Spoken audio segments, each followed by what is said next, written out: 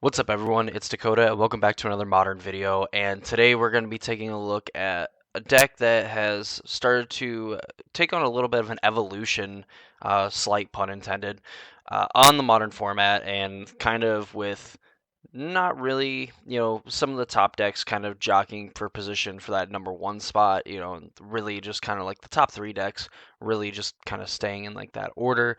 The black green Yawgmoth deck finding ways to kind of combat some of the more popular cards that are played and kind of solve some issues that it had, throughout kind of the format's life, and more specifically with like Red and Six and things like that. So obviously, on top of going over the deck, we're gonna go over exactly what changes have been made from the kind of original and some of the stock Yawgmoth lists that we've seen from like maybe even like a few months ago. So, of course, before we get too deep into that, if you're not already subscribed to the channel and you want to see more videos like this, plus Pioneer videos and stuff like that, go ahead and subscribe to the channel and ring the notification bell so you get notified when I post videos.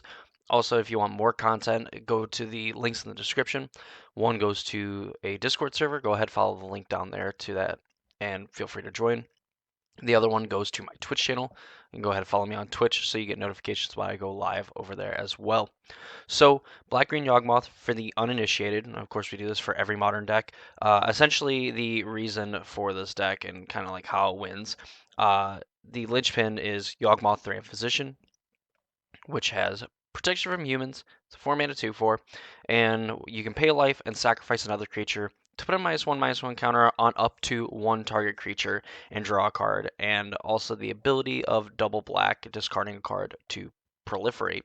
So the combo setup is having a Yawgmoth 3 in position and having cards like Yawgmoth or Stranglerootgeist in play, which all have this ability Undying, which says that if the creature dies, if it had no +1/+1 counters on it, you return to the battlefield with a +1/+1 counter.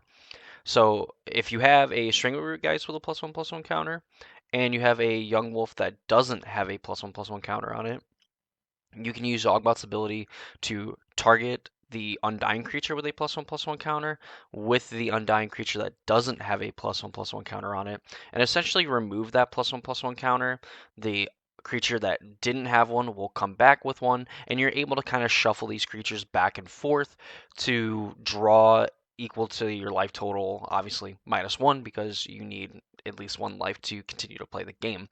So with that, you're able to draw a bunch of cards and eventually either find like a Chord of Calling or just able to cast a Blood Artist to then negate the life loss from sacrificing to attempt to put counters on your creatures, whatever, using Yawgmoth's ability, and drain your opponent for one, and then eventually drain them out of the game.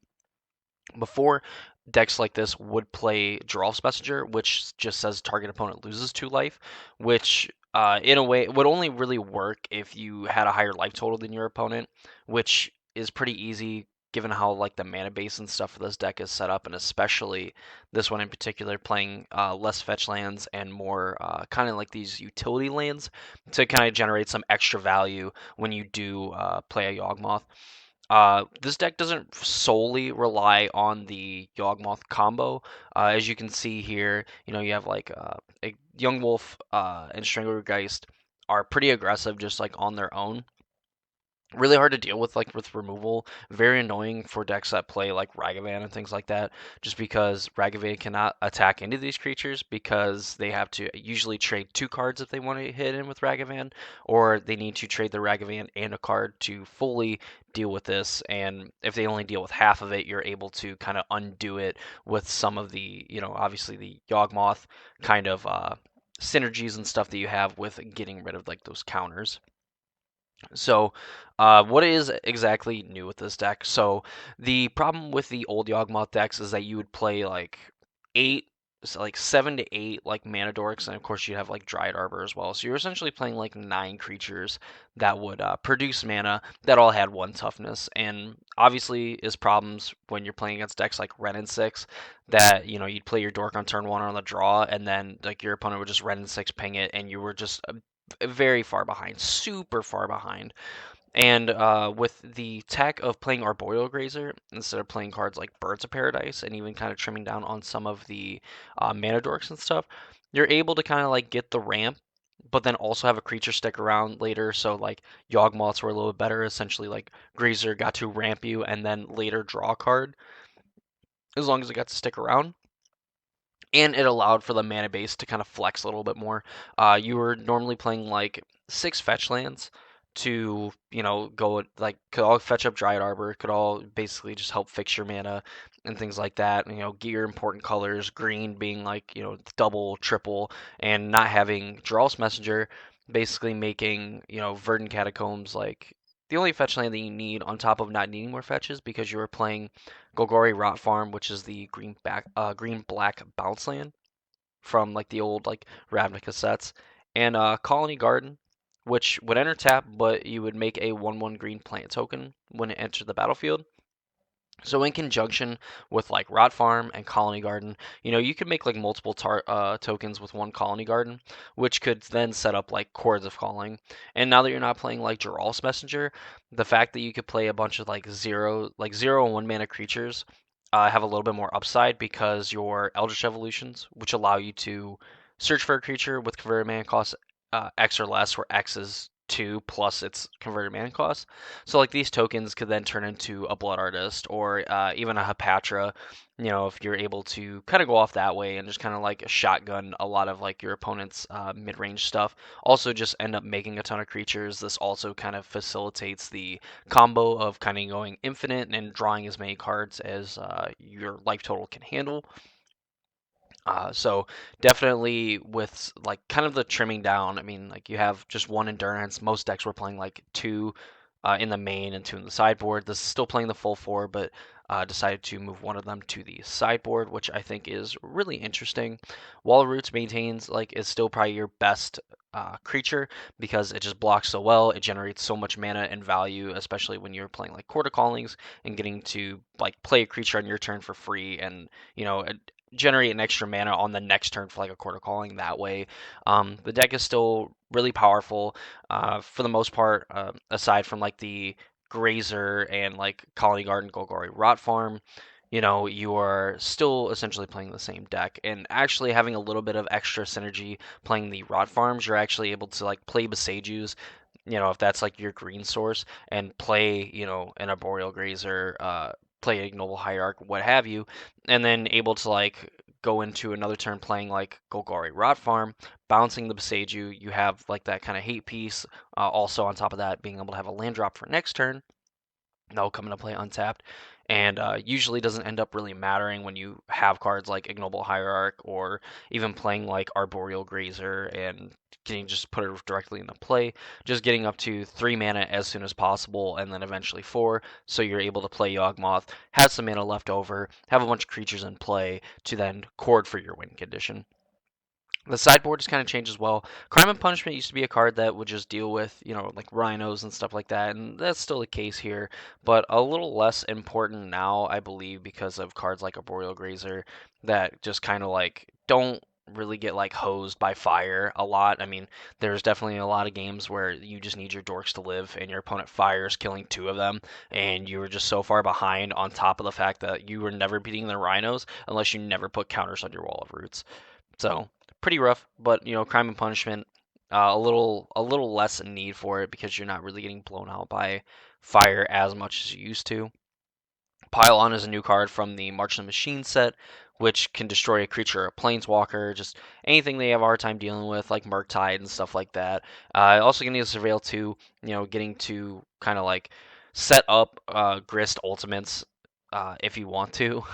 Also, maybe even like setting up a Grist Plus, on top of just some of the other synergies of just getting to mill those cards, get them out of your way, try to find a Yawgmoth or, Hepatra, maybe to get rid of your opponent's board, finding the Blood Artist so you can play it with maybe your already assembled combo, things like that. And, it's just crazy things that this deck can do with these Convoke cards and the fact that, like, they can untap their Undying creatures by just sacrificing them to remove counters and, just kind of going back and forth and, attacking with them and so on. So, very interesting. For Phyrexian Metamorph, there was some lists that were also playing cards like Ovar, which, are for the creativity matchups where you can just copy uh, like they get a bunch of triggers. You copy it by discarding an Orvar to get a copy of their thing. They sack one of theirs. You attack. They have to sack another one, and then they probably have to, you know, do a lot of like catching up after you just killed like two of their Archons with something like this.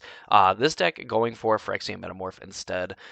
This can kind of help you out in a way to get more copies of your cards and also just some like problematic permanents from your opponent. But I really think that like Phyrexian Metamorph is probably primarily used for like the 4 and 5 color creativity decks. You have a classic and Force of Vigor, best 2 for 2 against the Hammer decks. Just getting to, if you blow up like their Urza Saga and their dumb Sigarda's Aid and things like that, or just tagging a hammer and stuff, getting rid of their big giant Inkmoth Nexus, things like that. Like there's just a bunch that this card can do, and obviously with like never lacking on like green cards, like you're always going to be able to pitch cast this card pretty reliably. On top of that, like getting major blowouts in the process. 3 endurance. This deck has always played 4 endurance.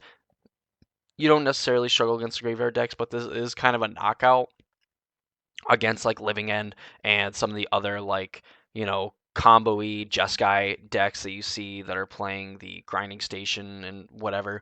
Uh, so like this being like very very powerful. On top of that too, like having some synergies with Yawgmoth, being able to cast it for Evoke and essentially get like that card back, kind of reminiscent of what we'd seen from like the 4 and 5 color Elementals decks, where they would play Risen Reef and cast like their pitch elementals, get their value from just being able to pitch cast the elemental on top of getting to, potentially ramp slash draw a card with it. This deck doing it a little bit cooler of a way because again, you get to sacrifice it to Yawgmoth, or you can use it to help cast like a Court of Calling. If you just like essentially is like kind of a ritual, a worse ritual, but sometimes like that ritual also just ends up winning the game. So take that for what you will. The Filigree Silex is kind of like a ratchet bomb where you put an oil counter on it, and then you can sacrifice it and destroy each non-land permanent with a mana value equal to the number of oil counters on it. I don't know how often removing 10 oil counters from permanents you control and sacrificing to deal 10 damage comes up, but it does kind of work well with Yawgmoth Drain Physician's Proliferate ability. Because if you get into like a late enough game and like your opponent's not doing anything, like the Filigree Silex on top of like your semi-aggressive plan is able to kind of attack your opponent, get them to a low enough life total, and if you're able to put a counter on Filigree Silex, proliferate twice, and then just add 3 4 counters on it. I mean, like in a few turns, your opponent could very well be dead. Also just being like a big removal spell as well. I guess if you need it, but I would imagine just like the potential upside of just being able to one-shot your opponent is kind of like why you see this, and not really so much the 2 crime and punishment that we've seen in the past. You have 3 Thoughtseize for like the combo decks. You have Fatal Push and Haywire Might. Fatal Push just being a little bit more aggressive, I would say, towards some of the like Murktide, just the normal Dragon Rage Channeler, Ragavan, uh, Ledger Shredder type decks. Haywire Might is just like another creature that you can like search up. Demonic Tutors actually had some really cool plays of getting to blow something up with Haywire Might, filter it back in with endurance, and with the endurance evoke trigger on the stack, Court of Calling to go get a Haywire Might and still leaving up mana to be able to activate it if need be. Just some of the cool things that you can do, and like obviously tricks and stuff that you really only learn either from watching other people play it or just kind of like having those scenarios come up yourself and like having a little bit of creativity and stuff. But that is the Yawgmoth, a black green Yawgmoth for the modern format. I should note that this list, it says it's Demonic Tutors played this on stream over the weekend. This isn't his list. This is the one that Zerk actually won with, I believe, the day prior, and then Zerk ended up playing a list that looks closer to like the traditional Yawgmoth decks that we've seen, but still playing that Golgari, Rot Farm, Colony, Garden like package. So I definitely think, at least now for the short term, there is multiple different versions of Yawgmoth you can play, albeit like 70, 65 to like 70 of the cards are probably going to be the same. There's definitely, I think, an argument for playing either version, and I don't think either one is necessarily bad. And I think having Arboreal Grazer might just be a step up from playing some of the more traditional like Mana Dorks and stuff. But ultimately, that is up to you as a player to decide.